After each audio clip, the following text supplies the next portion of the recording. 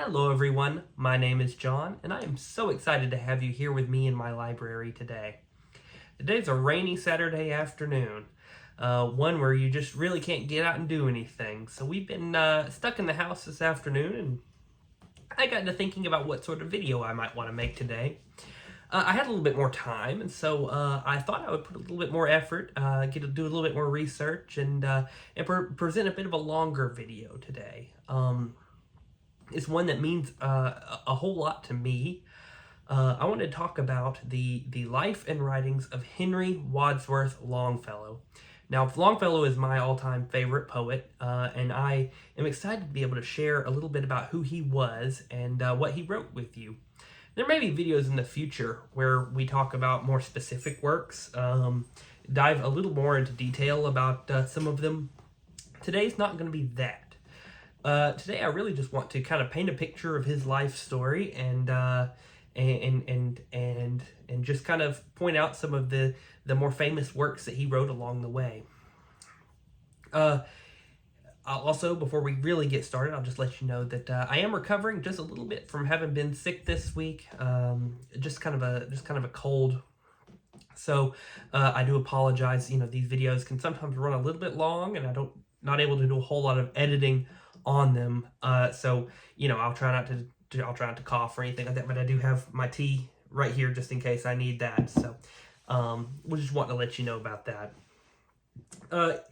So I'll tell you what I've kind of prepared for today. I've been doing a lot of research, a lot of reading about his life, and I'll share with you my primary sources.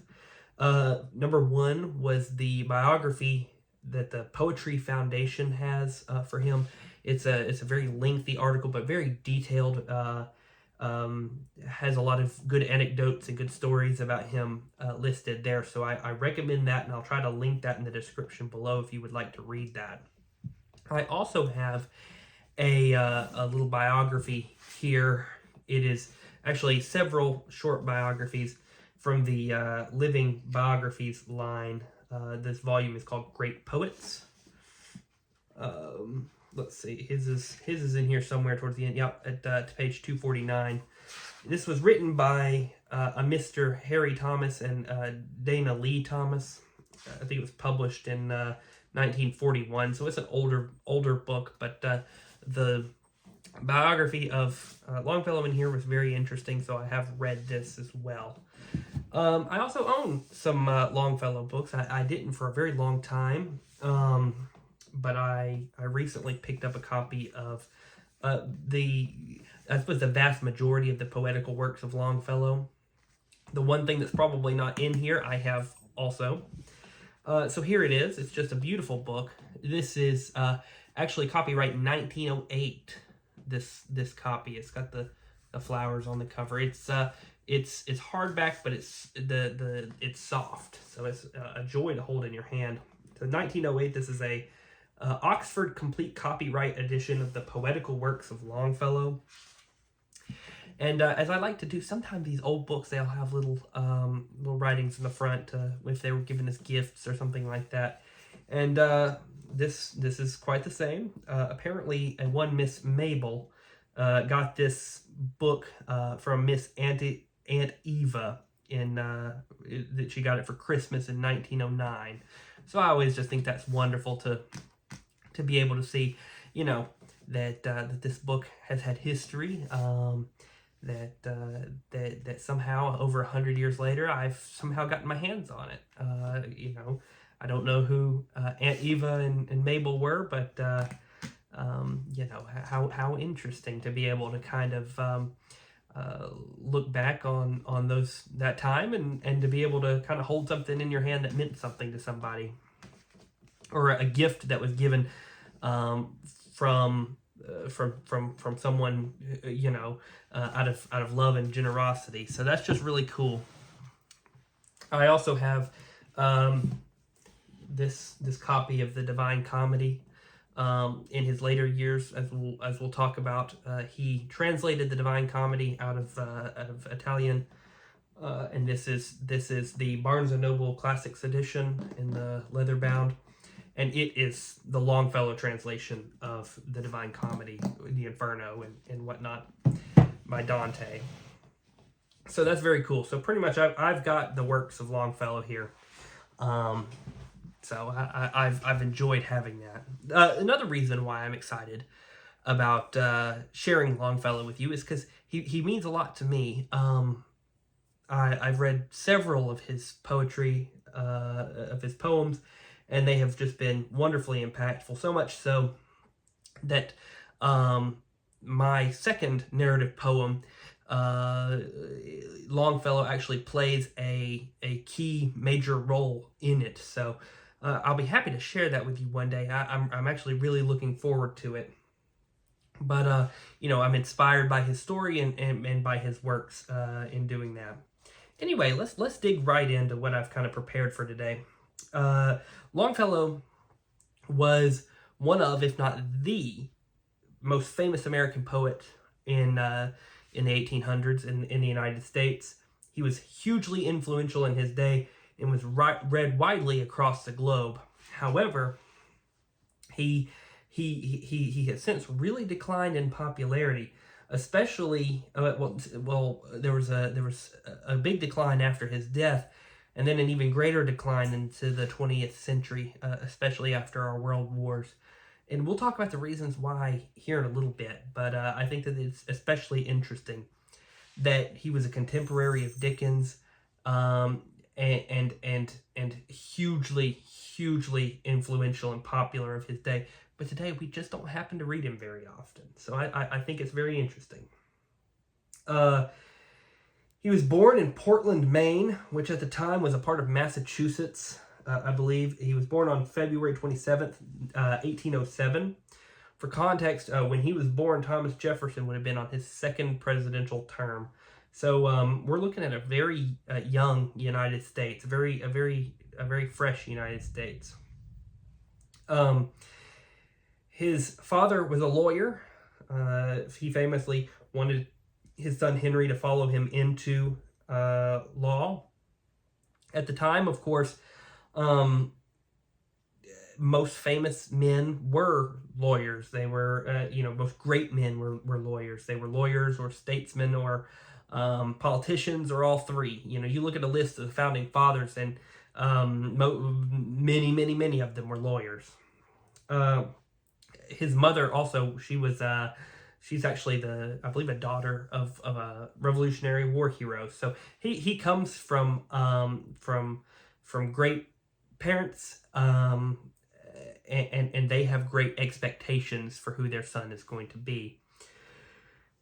However, he himself was more interested in modern language. He found himself more interested in modern language, which was really interesting, because in this day and time, that was a blossoming and very new field of study in the Americas, in the United States anyway. And that's because most individuals who were educated were learning classical languages. You were learning ancient Greek or Latin, or if you were in seminary or studying to be a preacher or pastor, you would learn Hebrew as well. But there wasn't a whole lot of education out there for people who might want to learn French or German or Italian. So these modern languages. So he kind of, there wasn't a huge field out there. It wasn't, there was concern that he wouldn't even be able to make a living off of it. So he kind of, he dipped his toe into law. He kind of got through college that way. But as he was just about to graduate, there had opened up a position at his college, that would be Bowdoin College in Maine, where there was going to be a professorship open for modern language, and he excitedly took it. They were impressed by some of his translating that he had done, and so he was offered the job. He was fresh out of college, and so he took the offer. However, they wanted him to have some practical experience before he began, And so they sent him on a trip to Europe in order to kind of really, to really get all that learning that he had kind of stuck in his head, to really practice his Spanish, his French, his Italian, and his German. And so he had a what is apparently a grand old time in Europe, and he spent like 3 years there. You know, don't you wish you could spend 3 years in Europe for your job? I know I would. But he comes back, and he jumps right in. He starts teaching at Bowdoin College, and he actually kind of pioneers the field a little bit. You know, there's not a whole lot of resources out here for modern language students at this period of time. So he's actually writing and putting together the first textbooks, English or American textbooks on modern language.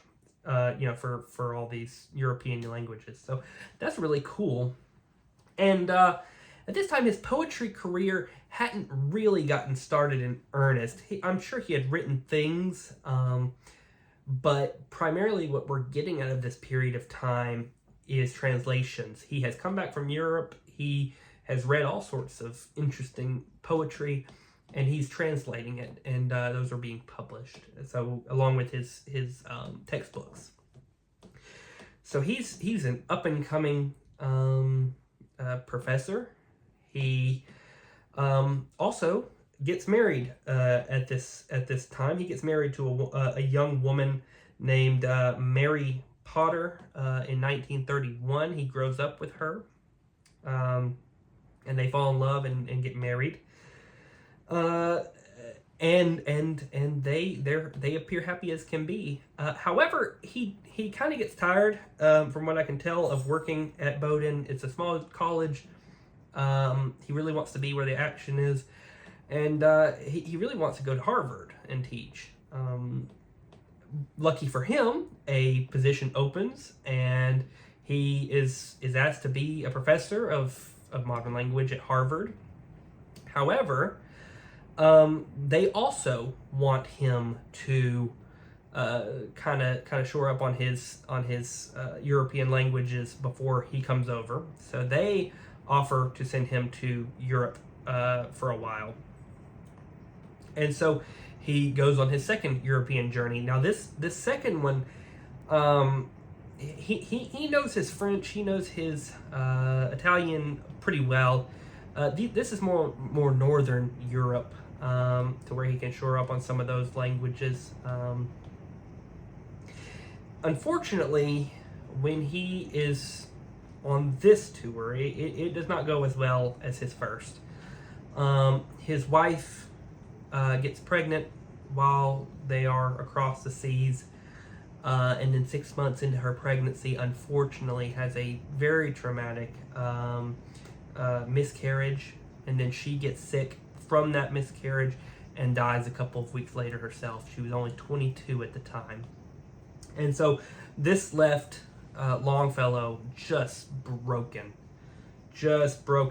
And he actually wrote a poem when he came back to the States about how much he missed her. And I wanted to read that to you. Allow me to find it real quick. It was called Footsteps of Angels. It's right here at the beginning. There we go. All right, I'll quote. When the hours of day are numbered, and the voices of the night wake the better soul that slumbered to a holy calm delight, ere the evening lamps are lighted, and like phantoms grim and tall, shadows from the fitful firelight will dance upon the parlor wall. Then the forms of the departed enter the open door. The beloved and true-hearted come to visit me once more. He, the young and strong, who cherished noble longings for the strife, by the roadside fell and perished, weary with the march of life. They, the holy ones and weakly, who the cross of suffering bore, folded their pale hands so meekly, and spake with us on earth no more. and with them the being beauteous, who unto my youth was given more than all things else to love me, is now a saint in heaven. With a slow and noiseless footstep comes that messenger divine, and takes a vacant chair beside me, and lays her gentle hand in mine. And she sits and gazes at me with those deep and tender eyes, like the stars, so still and saint-like, looking downward from the skies. Uttered not, yet comprehended, is the Spirit's voiceless prayer, soft rebukes and blessings ended, breathing from her lips of air. Oh, though oft depressed and lonely, all my fears are laid aside, if I remember only such as these have lived and died. Beautiful. Just beautiful.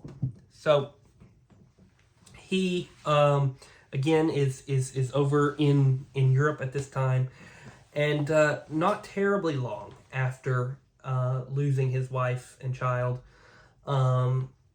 he happens to meet a family in Germany. They're Americans as well, and they're staying in Germany for some time, and it's the Appleton family. And he meets a young woman in the Appleton family named Miss Fanny, and he does fall in love with Miss Fanny, and they spend all summer together. They become good friends, but she's not interested in taking things any further with him. He actually proposes to her, and she rejects his proposal. They say that she was a smart woman, a really independent woman, and someone has said that she's very Jane Bennett-like, very well read, very smart. But she just was not interested in him as a husband at this period of time, and so he, both end up coming back to the States. Excuse me. But he goes to work at Harvard. He comes back to the States, goes to work at Harvard, and it's in this little period of time before his marriage, his second marriage, and while he's at Harvard, that he really starts putting into his own creative poetry. We really start getting the first of what he becomes really very famous for. He's upset about the passing of his wife, and so a lot of it's tinged with grief. But he has yet to become married to Miss Fanny. So we get a lot here.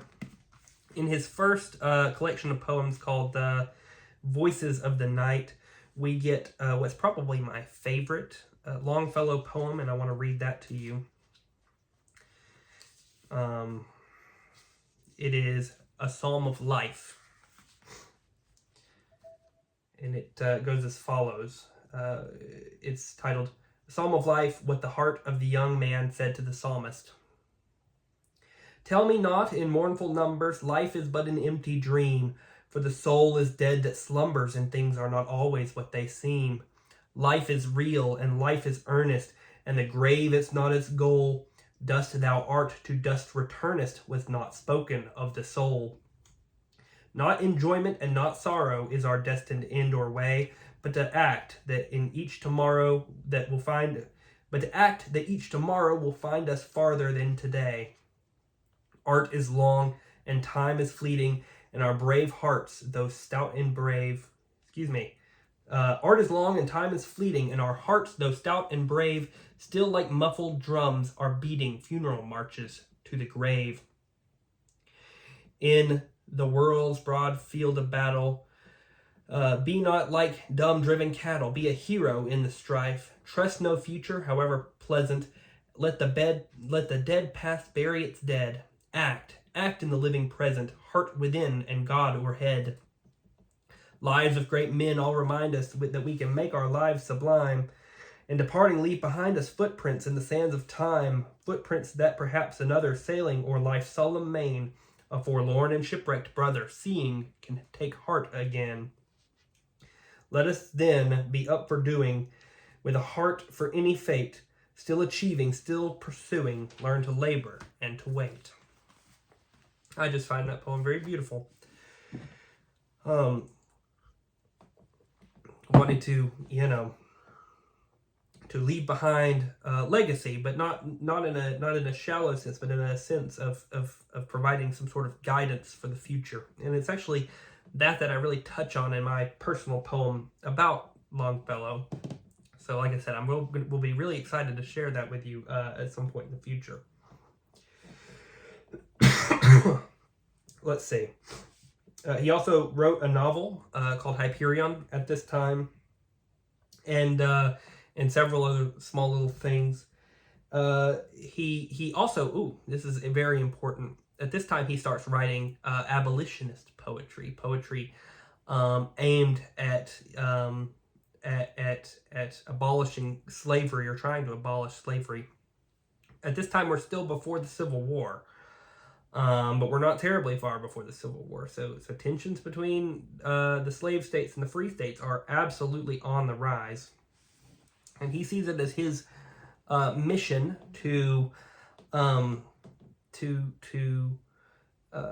evoke sympathy and pity for those who are being enslaved, whether from those of either side of the Mason-Dixon line here. So he is writing this sort of poetry, and I wanted to actually read you one of those as well, if you would do me the pleasure. I found it very touching. The one I'm going to read is from his collection Poems on Slavery, which were written around October 1842. This was titled A Slave's Dream. Beside the ungathered rice he lay, his sickle in his hand, his breast was bare, his matted hair was buried in the sand. Again, in the mist and shadow of sleep, he saw his native land. Wide through the landscape of his dreams, the lordly rivers flowed. Beneath the palm trees on the plain, once more a king he strode, and heard the tinkling caravans descend the mountain road. He saw once more his dark-eyed queen among her children stand. They clasped his neck, they kissed his cheeks, they held him by the hand. A tear burst from the sleeper's lids and fell into the sand. And then at furious speed he rode along the river's bank. His bridle reins were golden chains, and with a martial clank, at each leap he could feel his scabbard of steel smiting his stallion's flank. Before him, like a blood-red flag, the bright flamingos flew. From morn till night he followed their flight o'er plains where the terra-mind grew, till he saw the roofs of the Caffrey huts and oceans rose to view. At night he heard the lion roar and the hyena scream, the river horse as he crushed the reeds beside some hidden stream, and it passed like glorious roll of drums through the triumph of his dream. The forests with their myriad tongues shouted of liberty. The blast of desert cried aloud with a voice so wild and free that he started in his sleep and smiled at their tempestuous glee. He did not feel the driver's whip nor the burning heat of day, for death had illuminated the land of sleep, and his lifeless body lay, a worn-out fetter that the soul had broken and thrown away. So just beautiful stuff here that's intended to really evoke an emotional response. So just wonderful. And so this period of his life kind of wraps up in 1843. Miss Fanny happens to send Mr. Longfellow a letter saying that she has come around on the idea of marrying him. They say he was so excited when he received this letter that he wouldn't wait for a carriage. He just ran the hour-and-a-half walk to her house, and they got married shortly thereafter. By all accounts, the marriage was very happy. They had 6 children together, and it is during this period of time that he's probably most prolific. He puts out poem after poem after poem. His most famous stuff, really, He puts out one such poem called Evangeline. This is a narrative poem that is about the Acadian people, French Canadians who are expelled from their homeland by the British Empire. They end up down in Louisiana, and that's kind of the origin of the Cajun people. And it's kind of a fictionalized retelling of these real historical events from the perspective of the heroine Evangeline, who when the British do this, she is she is going to be married that day, and so she's actually separated from her love, and she spends her whole life trying to track him down and find him, all the while serving others and doing good. And she just so happens to find him years later, as they're both very old, and he's on his deathbed. He's caught a plague, and he passes away, and she is just left to she gives thanks for the ability that they had to reconcile or to be reunited right there at the end of his life, even though she wished for more time. That was just not what she had. And so that is one of his most famous poems. It's just beautiful, just beautiful. At this time, he also wrote the Song of Hiawatha in about 1855. This is an epic poem about a Native American tribe. Tell you the truth, I've never actually read that one, and I need to fix that. So at some point I'll be reading that, but I don't know all the details on that one as much as I do the others. He also wrote The Courtship of Miles Standish in 1858. So just 3 years later. Courtship of Miles Standish is about a group of pilgrims. Miles Standish is a middle-aged pilgrim who is widowed, and he falls in love with a pilgrim girl that he has never talked to. So he gets his much younger friend to try to talk to her about marrying him, but yet she falls in love with his younger friend, and so he gets really upset about that, and then they have to reconcile. And so that's a lovely poem, and he's putting out many collections of shorter poems as well. I think what's important to note here is that is really what he's trying to do. You see,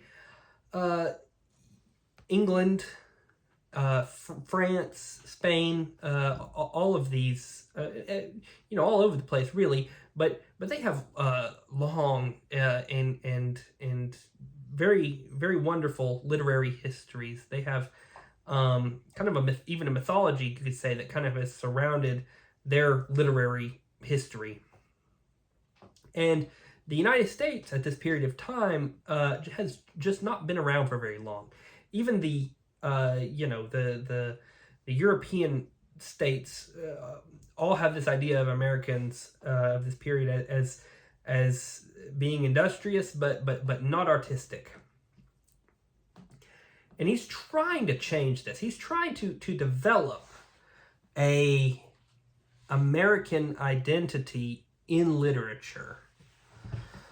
And he's doing this by coloring America with stories from different periods of history. So, Hiawatha is about Native American tribes, and Miles Standish is about a group of pilgrims.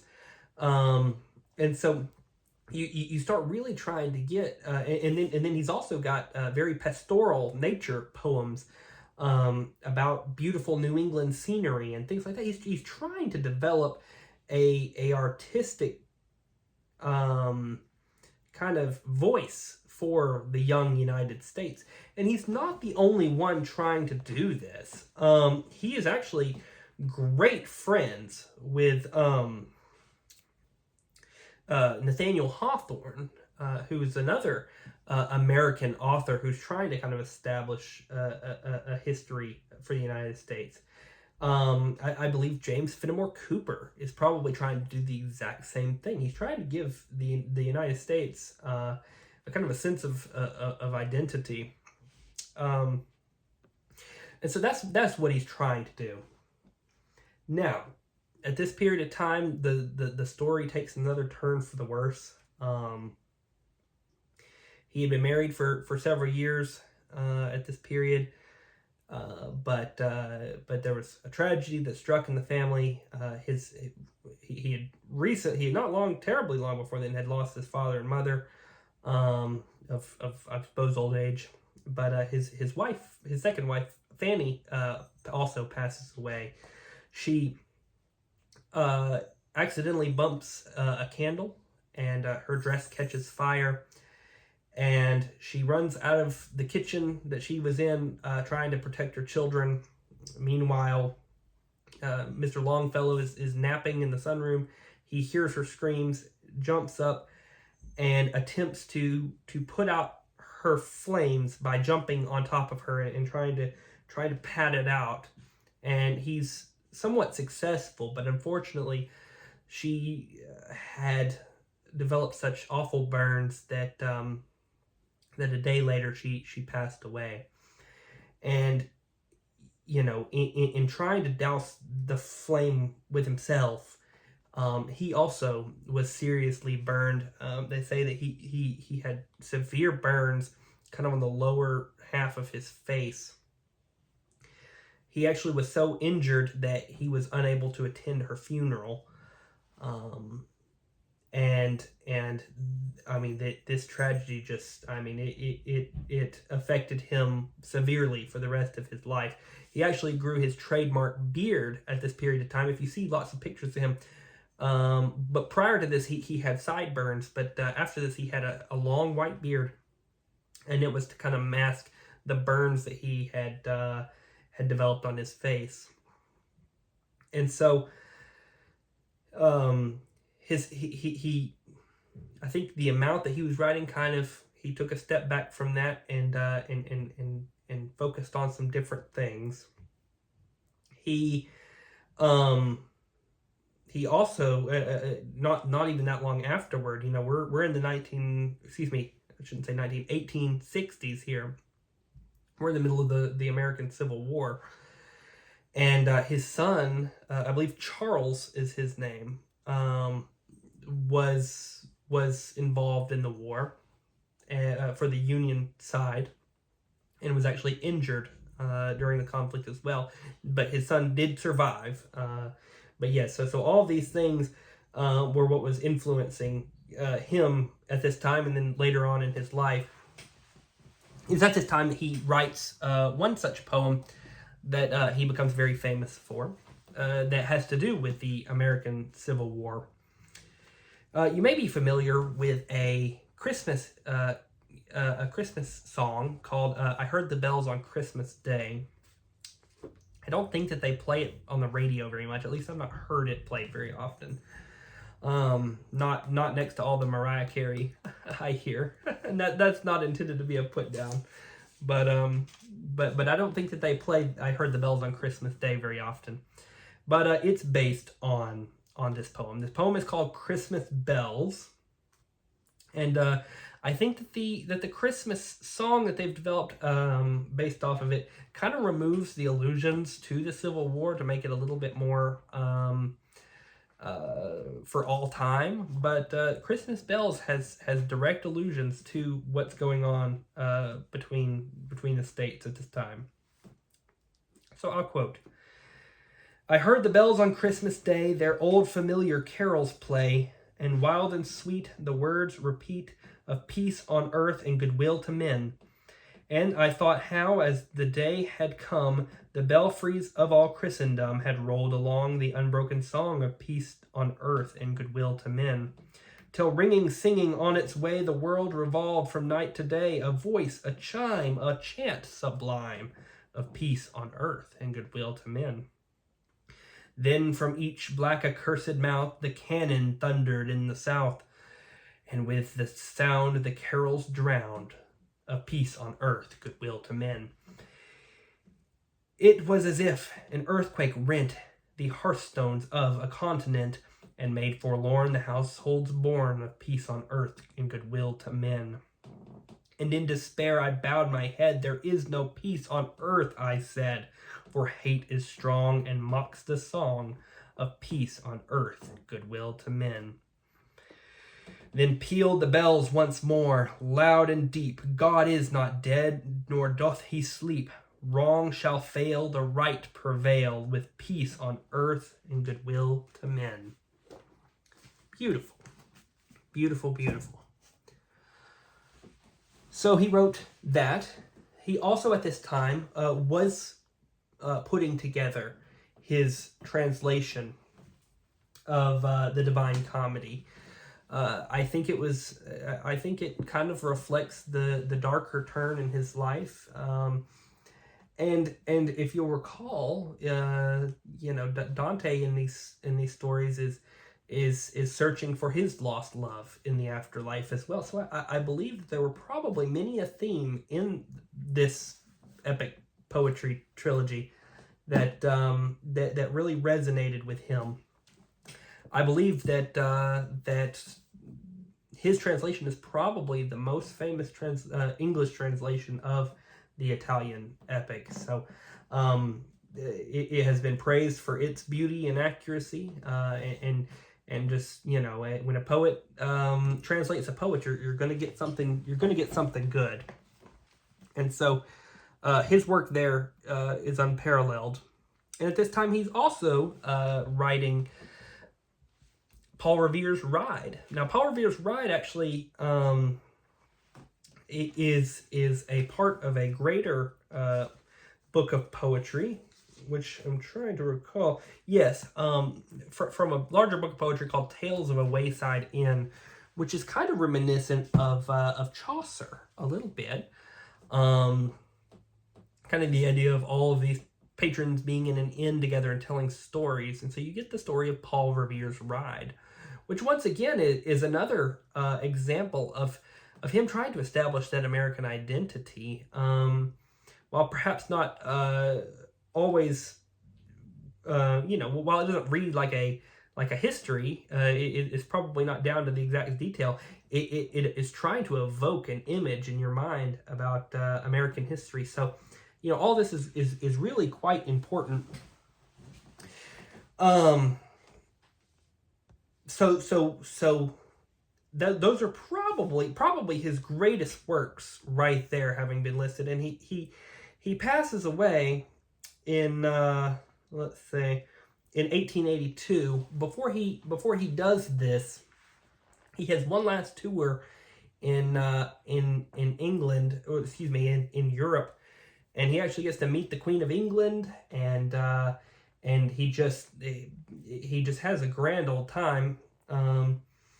And he is as he's stepping down from his position in Harvard, he's gifted a chair that is based that was cut from a tree that he immortalized in one of his poems, and it's just, at this period in his life, after all of these successes with his writing, he's become very wealthy and very very famous. He's actually friends with Charles Dickens, and with many of the poets in England at the time. I believe Tennyson was one of them. So he and then he passes away at this period of time. And so now I want to look at his legacy, kind of where he sits at today, with most of us. Longfellow has not achieved the posterity that some others have. He was enormously famous in his day, read by presidents. There's one anecdote where Abraham Lincoln himself was moved to tears by his poetry, and was massively popular in literary circles, but now really no more. And that, I believe, that started during his lifetime. He was really criticized by Edgar Allan Poe, was one of his first major critics, who said that he plagiarized his works. Now, I don't think that there's any evidence behind plagiarism, but that was certainly what was implied by Poe. And then I think after his death, he suffers from a decline in popularity, and then after the World Wars, I think he suffers from another serious decline in popularity. His poetic style is very quaint, and I don't think that it matched the palates of those after the World Wars. I think that I think that he was seen as a part of a bygone age and a bygone era, perhaps a more innocent era as would have possibly been conceived at the time. I don't think it was. I think that the Civil War was just as brutal as anything else, any other war. But I think that was probably how that was conceived at the time. There was one such critic who said that his works are goody two-shoes kind of literature, kind of a slipshod, sentimental storytelling told in the style of a nursery rhyme, beginning in nothing and ending in nothing. So I don't think that he, I don't think he matched a lot of the tone of some of the later literary works that came out after him. Kind of relegated more so to children's poetry because of the style of poems that he put out. Another reason why I don't think that he's picked up quite as often today is because I don't believe that we are quite as poetically inclined as previous generations have been, especially since the 20th century. What sort of storytelling has come down to us is generally, when it comes to fiction, it's going to be cinema, and it's going to be novels, generally. Though throughout most of history, generally speaking, prose is the form of writing used for informational purposes, while poetry was used for entertainment and or artistic literature. That was not necessarily always the case, but quite often. I mean, if you look at the Greeks, for instance, the Iliad and the Odyssey are epic poems where the history of the Peloponnesian War and Herodotus and Thucydides, they're writing prose. Because they're writing for information. So is the Aeneid and the books of Roman history. One's poetry, the other's prose. Beowulf is poetry. And so I think you get a lot of this throughout history, but with the development of the novel and then its eventual triumph and dominance, I think that, if we were to put a novel by Charles Dickens and the poetry of Longfellow beside each other, most people are going to reach for the novel, because that's just more so what we understand. That's a little bit more closer to what we see culturally today. Even though the two were contemporaries at the time and probably shared a very similar level of success in their era. Besides that, even our poetry today, we've kind of, at least popularly, we've distanced ourselves some from the lyric poetry that Longfellow writes in. We have distanced most of our poetry today, at least English poetry I've read from today, we've distanced ourselves from meter and rhyme. Our poetry's become very prose-like. It tries to flow, but little else. Which is not a knock against our poetry. It's just to say that it's not the same.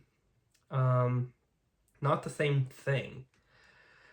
And so, for the time being, Longfellow is just not not quite frequently read. In fact, I actually had to go all the way back to 8 to find a copy of Longfellow that contained his complete poetical works. Easton Press had an edition that contained some highlights, but there's not a demand for Longfellow like there used to be back in the day. And so, that being the case, that's just incredibly unfortunate. Because he himself says in A Psalm of Life that he wants to leave behind footprints in the sands of time so that another sailing o'er life's solemn main can see it and take heart again.